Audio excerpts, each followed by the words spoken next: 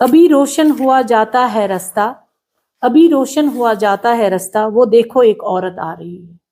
Thank you very much. میں یہاں پہ اور پڑھنا چاہوں گی کہ behind every successful man there is a woman. مرد کتنا بھی سکسیسفل ہو، ہمیشہ کہا جاتا ہے کہ اس کے پیچھے ایک عورت کی طاقت ہے. والد تو بھائیوں کی فیس دیتے ہیں، کتابیں دیتے ہیں، لیکن میری پڑھائی لکھائی پہ کوئی خرچہ نہیں ہوتا. Society is incomplete without the contribution of a woman. دیکھیں ویک جینڈر تو خواتین نہیں ہیں، لیکن مجھے لگتا ہے کہ یہ مرد کی ایک انسیکیورٹی بول رہی ہے. حضرت ختیجہ کو فرسٹ بزنس لیڈی تھی، کسی نے اس کو ویک نہیں سمجھا. ناظرین السلام علیکم ورحمۃ اللہ وبرکاتہ. آج اس پروگرام میں مسرت رسول کار شامل ہے، جو سابقہ میونسپل کونسل سوپور کی چیئرمین رہی ہے.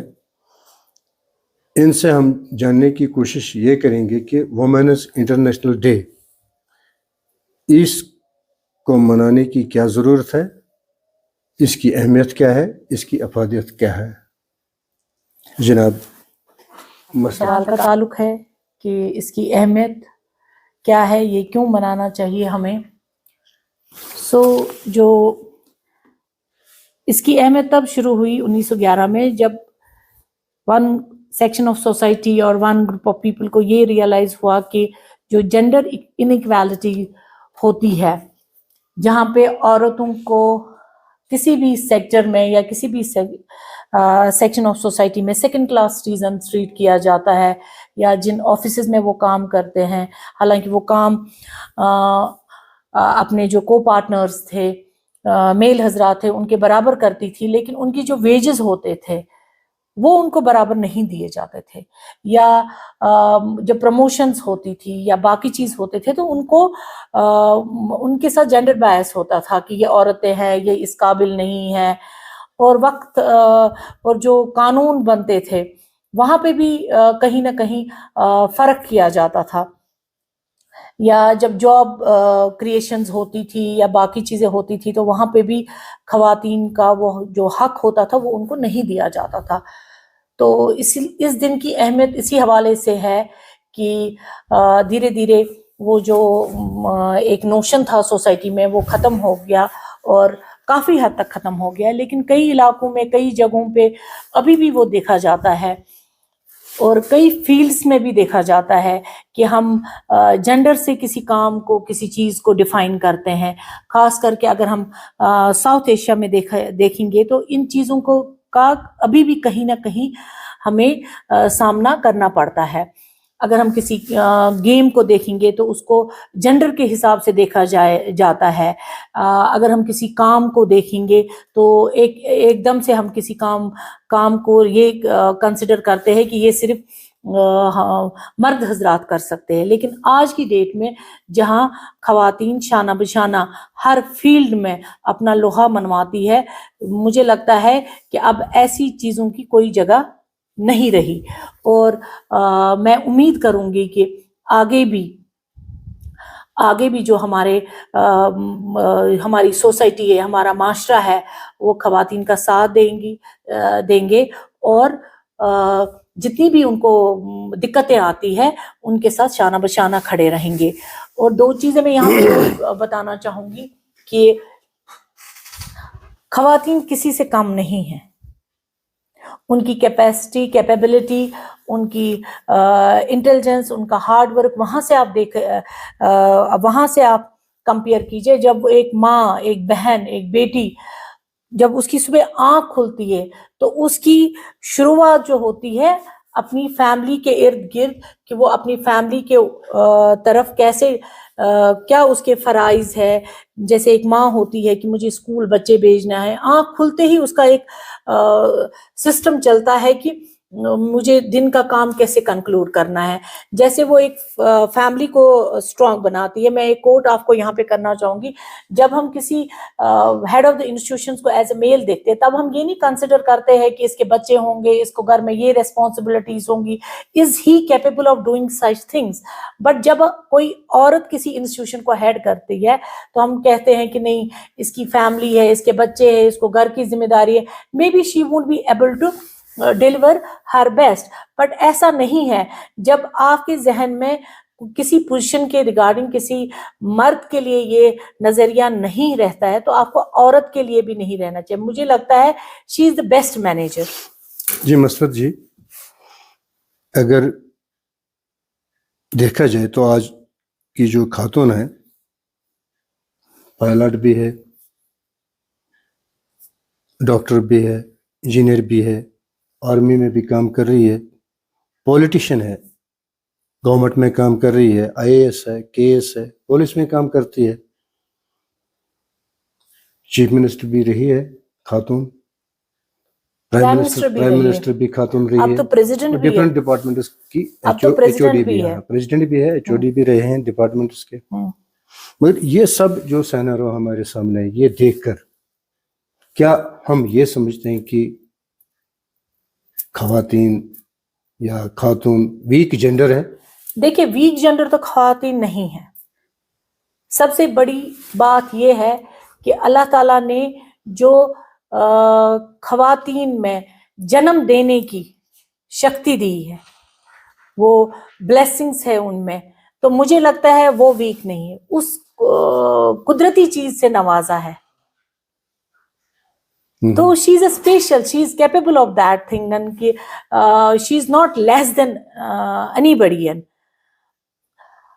جہاں پہ آپ فزیکل اپیئرنس کی بات کر رہے ہیں یا فزیکلی ویک ہونے کی بات کر رہے ہیں، لیکن آج آپ دیکھیں گے جیسے آپ نے ابھی خود ہی فرمایا کہ ہماری پریزیڈنٹ خواتین ہے، ہماری چیف منسٹر خواتین رہی ہے، بہت سارے شعبوں میں ایچ او ڈی ہے، پائلٹس ہے، پولیس میں، ہر ایک اگر آپ فیلڈ میں دیکھیں گے تو خواتین آج کل آگے آگے رہی ہے. آپ فزیکلی ویک اگر آپ کا اس کی طرف اشارہ ہے، دیکھیں یہ ایک نظام ہوتا ہے، یہ نیچرل ہے. اس میں آپ اگر باقی ڈیلیورنس میں فزیکل کیپیبلٹیز کو آپ اگر ان کی مینٹل کیپیبلٹیز سے، ان کی ایبلٹیز سے کمپیئر کریں گے تو یہ جسٹیفائنگ نہیں ہے. اسی لیے تو آج کے دن کی اہمیت زیادہ ہے، کیونکہ یہ چیزیں پہلے زیادہ مانی جاتی تھی. لیکن اگر ہم آج بھی اپنی سوسائٹی میں دیکھیں گے، میں نے پہلے ہی آپ کو کہا کہ بالخصوص میں اپنے کشمیر کی بات کروں گی کہ یہاں پہ اگر ہم ایک چھوٹی بات کریں گے کہ یہاں پہ ہماری آرٹیزنز گرلز ہوتی ہے، جس کے لیے ہم نے آج ایک پروگرام بھی منعقد کیا تھا. جیسے ہماری بہت ساری اچھی لڑکیاں آرٹیزنز ہے، چاہے وہ سوزنی ہے، تلہ ہے، آری ہے، چین سٹچ ہے، بہت سارے کرافٹس میں بہت اچھا کرتی ہیں. لیکن جب کام دینے کی بات ہوتی ہے تو وی پریفر کہ میل آرٹیزن سامنے آئے، وی پروموٹ میل آرٹیزنز. آج اگر آپ دیکھیں گے جہاں پہ ہم یہاں پہ بہت سارے پروگرامز ہوئے تو آپ دیکھیں گے کہ زیادہ سے زیادہ اس میں فیمیل آرٹیزنز آگے آتی ہیں اپنے سٹالز وغیرہ لگانے کے لیے. لیکن کام دینے کی بات جب ہوتی ہے تب ہم میل کو، ایسا نہیں ہونا چاہیے. اس دن کا خصوصاً یہی مقصد ہے کہ وہ جو جنڈر بائس ہم کرتے ہیں وہ ختم ہونا دیکھ رہے ہیں کہ ایک عورت کے پاس ہر ایک سٹیٹس موجود ہے، سی ایم پی ایم سب کچھ موجود ہے اس کے پاس، مگر پھر بھی ہم اس کو ویک جنڈر سمجھتے ہیں. ایسا مجھے لگتا ہے وہ آپ اس لیے سمجھتے ہیں، وہ ایک سوشل ایٹماسفیئر ہوتا ہے. وہ ایک سوشل ایٹماسفیئر ہوتا ہے. وہ مجھے لگتا ہے کہیں نہ کہیں وہ ہمارے سماج کا ایک حصہ بنا ہوا ہے، ہمارے وہ مائنڈ میں سیٹ اپ بنا ہوا ہے. آپ مجھے بتائیے کون سا ایسا فیلڈ آج کی ڈیٹ میں ہے کہ جہاں پہ ایک لڑکی نے، ایک عورت نے اپنا لوہا نہیں منوایا. پہلے دیکھیں لڑکیاں چاہے وہ باکسنگ میں تھی، چاہے وہ ریسلنگ میں تھی، چاہے میں آپ لیجئے کہ پالیٹکس میں تھی، کتنی لڑکیاں آگے آتی تھی. پہلے عورتوں کو یہ بھی سمجھا جاتا تھا کہ ان کو ڈیسیجن میکنگ میں یہ ویک ہے، لیکن مجھے لگتا ہے کہ the best decision maker is a female.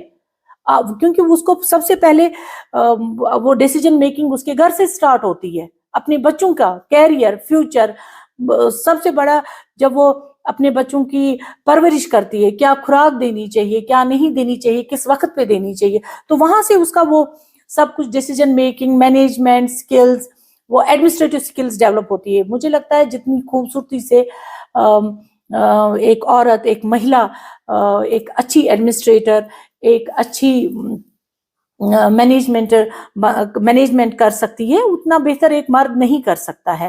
آپ اکثر دیکھیں گے کہ بہت ساری خواتین جو ایچ او ڈیز بھی رہی ہے، آپ نے بڑے بڑے عہدوں کا نام لیا، پریزیڈنٹ، سی ایم، منسٹرز رہی ہوئی ہیں، باقی وہ دیکھیے وہ بہت ہی خوبصورتی سے اپنے گھر کا کام، اپنے بچوں کا کام، اپنے ہاؤس ہولڈ ورکس اور اپنے آفس کو کبھی انٹرمنگل نہیں کرتی ہے، بخوبی وہ ہر ایک کام نبھاتی ہے. لیکن اگر ہم وہاں پہ ہی پھر مرد حضرات کو لیں گے، ہمیں تو ویک ان کو سمجھنا چاہیے. وہ 4 بجے دفتر سے آتے، اپنا بیگ پھینکتے، پھر ان کو کچھ پتہ ہی نہیں ہوتا ہے.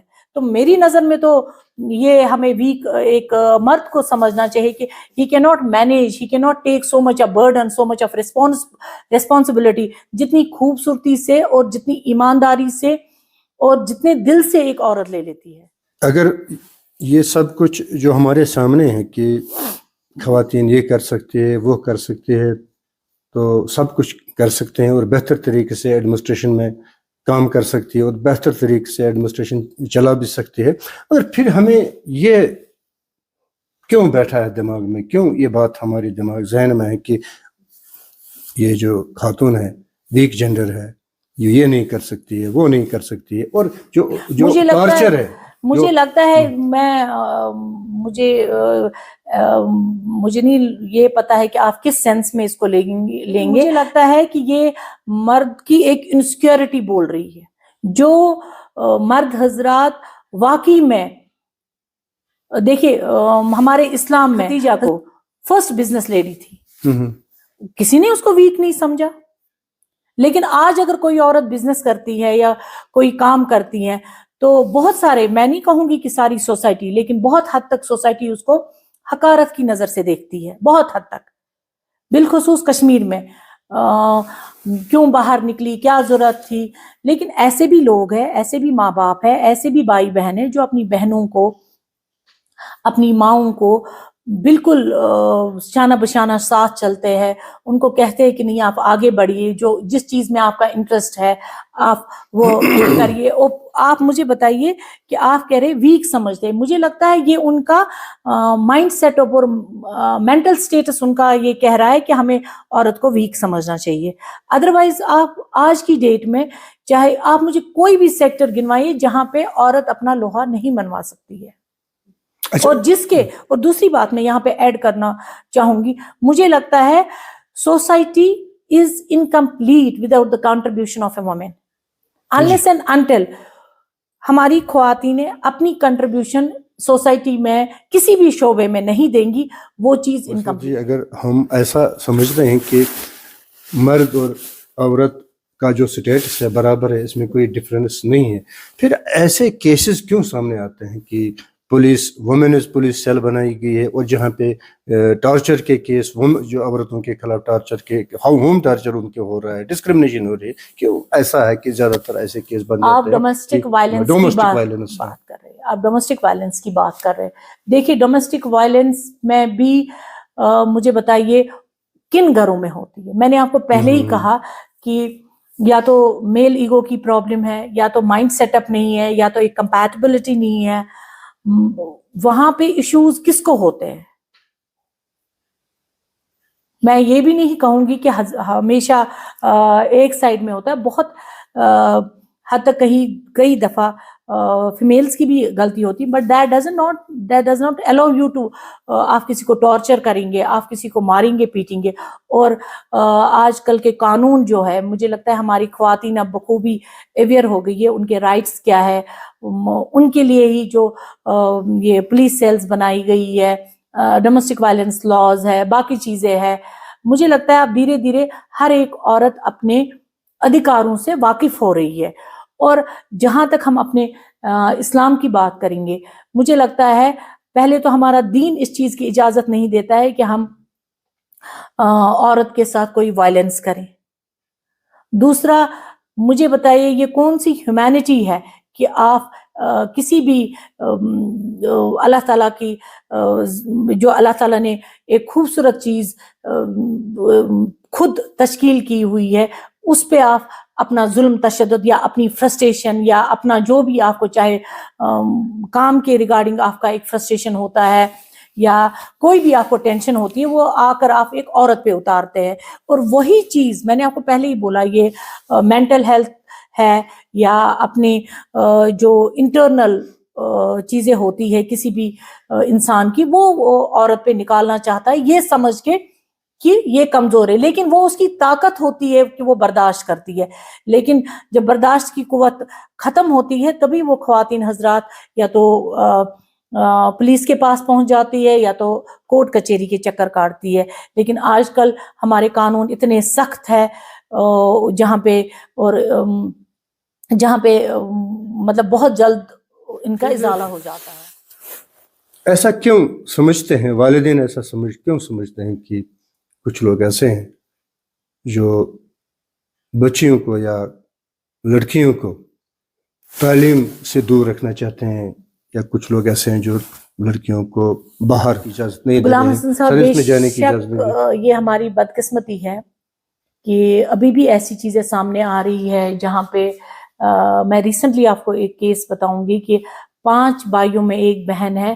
تو ایک کیس میرے سامنے آیا جہاں پہ اس لڑکی نے کہا کہ بھائیوں کی فیس دیتے ہیں، کتابیں دیتے ہیں، لیکن میری پڑھائی لکھائی پہ کوئی خرچہ نہیں ہوتا. چیزیں ہے ابھی بھی سوسائٹی میں ہے.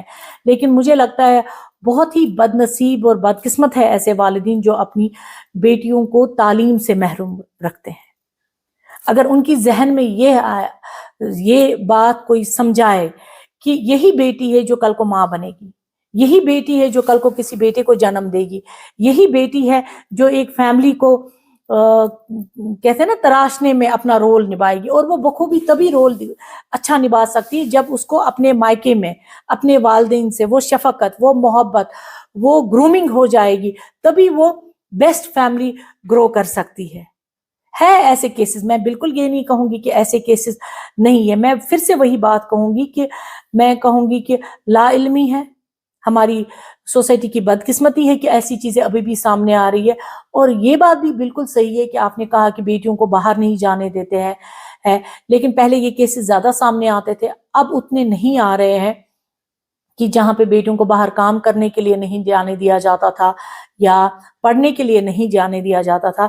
لیکن دھیرے دھیرے سوسائٹی میں چینج آ رہی ہے. اب ہماری انٹرپرینرز بہت ساری لڑکیاں آ رہی ہے، اب ہماری سائنٹسٹ بہت ساری لڑکیاں بنی ہوئی ہے. اب womens are leading in every sphere. اب چینجز آ رہی ہے.